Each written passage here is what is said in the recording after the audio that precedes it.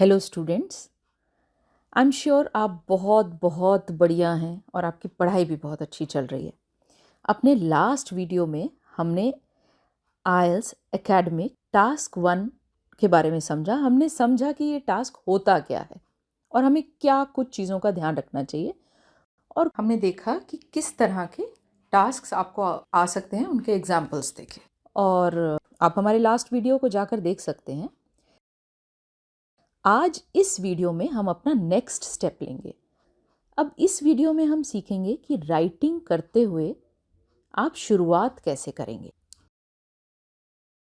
अगर आपको हमारा कंटेंट यूज़फुल लगता है और आपने हमारे चैनल को अब तक सब्सक्राइब नहीं किया है तो प्लीज़ इसे सब्सक्राइब कीजिए, अपने फ्रेंड्स और फैमिली मेम्बर्स के साथ हमारे वीडियोस को शेयर कीजिए।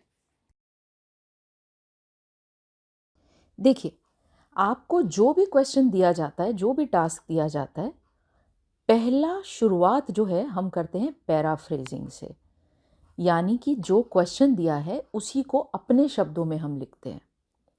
ये हम क्या करके लिखते हैं? 3 तरीके हैं जिससे हम इसको अचीव कर सकते हैं। पहला तो है कि हम कुछ सिनोनिम्स लिखें, कुछ वर्ड्स जो गिवन वर्ड्स हैं उनके सिनोनिम्स लिख दें। दूसरा है हम थोड़ा सा ग्रामर को चेंज कर दें, और तीसरा है कि हम वर्ड्स के ऑर्डर को थोड़ा सा चेंज कर दें, आगे पीछे कर दें। मैं अभी एग्जाम्पल्स दूंगी, आपको समझ आ जाएगा कि मैं क्या कह रही हूँ। देखिए, पैराफ्रेजिंग के बाद हम एक ओवरव्यू देते हैं। ओवरव्यू होता है मोटा मोटा, जो आप चार्ट को देखकर सबसे पहली नज़र में जो आपको दिख रहा है, आप उसको 1 या 2 सेंटेंस में लिखते हैं, उसे हम ओवरव्यू कहते हैं। आप अपने स्क्रीन पे देखिए, आइल्स राइटिंग 1 के कुछ बैंड डिस्क्रिप्टर्स दिए हुए हैं। देखिए, बैंड 5 में ये चीज़ मेंशन नहीं है, बट बैंड 6 में a relevant overview is attempted. That means overview देना ज़रूरी है ताकि आपको बैंड 6 या 6+ मिल सके। ओके, हमारी स्क्रीन पर आप देख पा रहे होंगे। वैसे तो इसका कोई एज सच रूल नहीं है, पर कुछ चीज़ों को हम ध्यान में रख सकते हैं। एक एक्रोनिम नोट कीजिए आप, TSR, trend, speed, ranking. Trend माने कोई चीज़ ऊपर जा रही है, नीचे रह रही है, नीचे जा रही है या कांस्टेंट रह रही है। स्पीड माने किस स्पीड से ऊपर जा रही है या नीचे जा रही है। और रैंकिंग माने वो और एंटिटीज़ के कंपैरिजन में कैसे बिहेव कर रही है। अगर किसी ग्राफ में टाइम है तो आप ट्रेंड, स्पीड और रैंकिंग का यूज़ करके ओवरव्यू लिख सकते हैं। अगर विदाउट टाइम है तो सिंपली आप कंपैरिजन कर सकते हैं और रैंकिंग दे सकते हैं। प्रोसेसेस में और मैप्स में आप ग्रुपिंग कर सकते हैं। देखिए, जैसे मैप में अगर कुछ सिमिलर से चेंजेस आए हैं कहीं पे, तो उनको इकट्ठा करके उनको एक सेंटेंस में डिस्क्राइब कर सकते हैं। अभी हम एक एक को देखेंगे और आपको क्लियर होगा कि कैसे हम ये काम करते हैं। चलिए एक एग्जाम्पल देखते हैं। The graph below shows average carbon dioxide CO2 emissions per person in the United Kingdom, Sweden, Italy and Portugal between 1967 and 2007।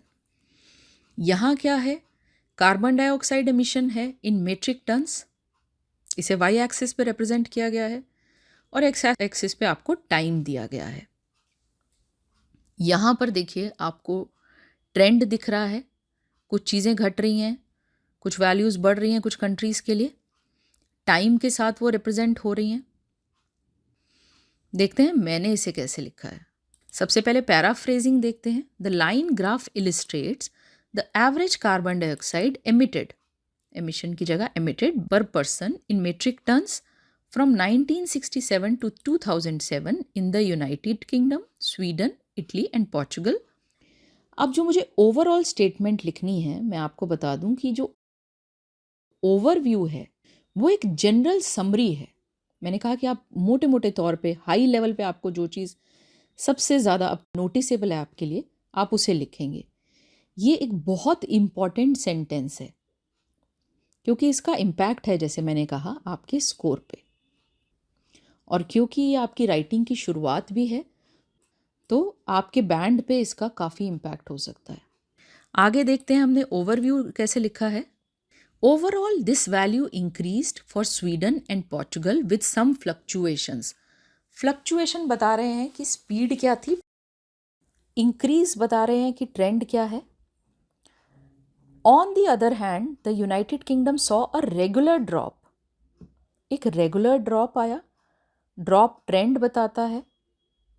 On the other hand से मैंने दोनों का कंपैरिजन कर दिया है एक किस्म से, और जिनका स्वीडन और पोर्चुगल, क्योंकि लगभग इनका behaviour on a high level same सा है इस ओवरऑल स्टेटमेंट के लिए या इस ओवरव्यू के लिए, तो उनको मैंने एक साथ रख दिया है। यूनाइटेड किंगडम की बात अलग से की है। In the case of Sweden, Sweden के केस में it saw sharp rise for nearly a decade to experience a fall afterwards. तो किस टाइम तक उसका एक शार्प राइज रहा, स्पीड क्या थी राइज की, और फिर उसके बाद उसका एक फॉल आया। ये आप ऑन अ हाई लेवल इस चीज़ को आप देख सकते हैं। देखिए, ओवरव्यू में हम डिटेल्स में नहीं जाते, हम बहुत डिटेल डेटा नहीं देते। अब एक और एग्जाम्पल देखते हैं। The bar chart below shows the percentage of Australian men and women in different age groups who did regular physical activity in 2010. Summarize the information by selecting and reporting the main features and make comparisons where relevant. Y axis पे आपको percentage of main and women दिए गए हैं। Left hand side वाली bars mails की हैं और right hand side वाली फीमेल्स के लिए हैं। एक्स एक्सिस में एज ग्रुप्स में उन्हें डिवाइड किया गया है, वो दिया गया है। देखिए, सबसे पहले हम पैराफ्रेज करेंगे इस स्टेटमेंट को। The bar chart below shows the percentage of Australian men and women in different age groups who did regular physical activity in 2010. चलिए देखते हैं। The bar chart illustrates the proportions of male and female Australians doing regular physical activity in 2010 divided by various age groups. तो यहाँ मैंने क्या किया है, bar chart को बार ग्राफ भी कह सकते हैं या सिंपली चार्ट भी कह सकते हैं, शोज़ को इलिस्ट्रेट लिखा है, परसेंटेज को प्रोपोर्शंस लिख दिया है, मेन एंड वीमेन को मैंने मेल एंड फीमेल करके एड्रेस किया है, और बाकी का सेंटेंस भी मैंने इसी तरह से पैराफ्रेज किया है। देखिए, इसका कोई रूल तो है नहीं, मैंने आपको आइडिया दे दिया है कि आप क्या क्या चीज़ें चेंज कर सकते हैं। वोकैबुलरी आपकी सॉलिड होनी चाहिए ताकि आपको अप्रोप्रिएट सिनोनिम्स पता हों। वो आप जितना प्रैक्टिस करेंगे आप उसमें स्ट्रांग होंगे। मैंने इसे कैसे लिखा है, ओवरऑल। इस स्टेटमेंट की शुरुआत हम ओवरऑल से करते हैं ताकि पढ़ने वाले को पता लगता है कि हम ओवरव्यू लिख रहे हैं। Females did more regular physical exercises in the given period in all age brackets, groups को मैंने ब्रैकेट्स वर्ड लिया है, except the youngest one, comma from 15 to 24 years. तो मेरे लिए ये ओवरव्यू का स्टेटमेंट है। यहाँ सिंगल स्टेटमेंट में ये काम हो रहा है।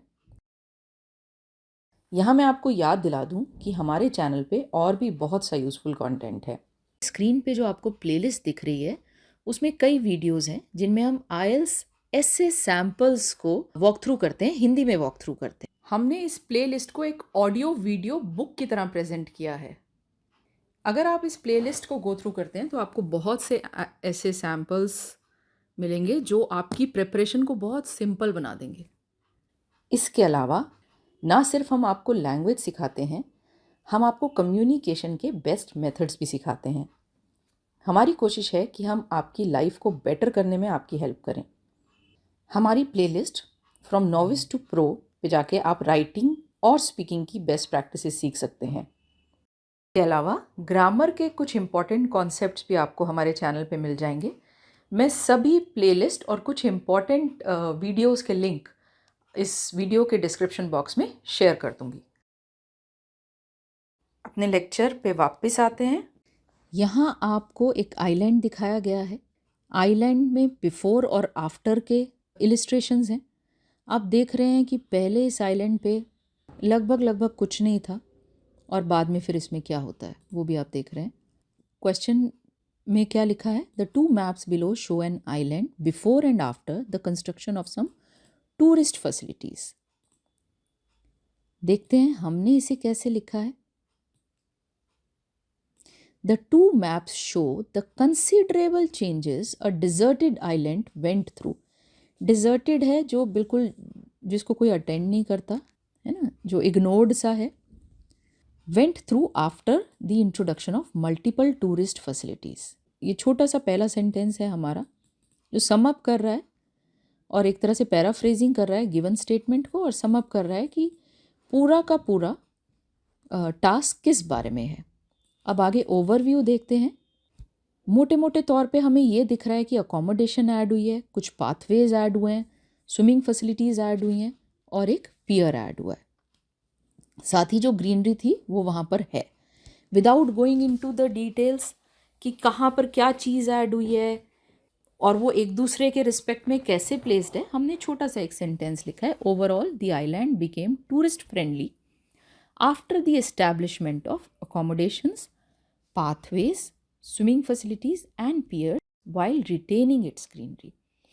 तो अगर मैं एक नज़र में देखूं ऑन अ हाई लेवल तो मुझे यही दिख रहा है कि एक डिजर्टेड सा आइलैंड था और उसके बाद उसमें ये मेन फैसिलिटीज़ इंट्रोड्यूस हुई जिन्होंने इसको टूरिस्ट फ्रेंडली बना दिया। टूरिस्ट फैसिलिटीज़ के लिए मैंने यूज़ किया tourist friendly. Obviously tourist facilities आएंगी तो जगह टूरिस्ट फ्रेंडली तो बनेगी ही, तो ये वो मैंने डाल दिया है।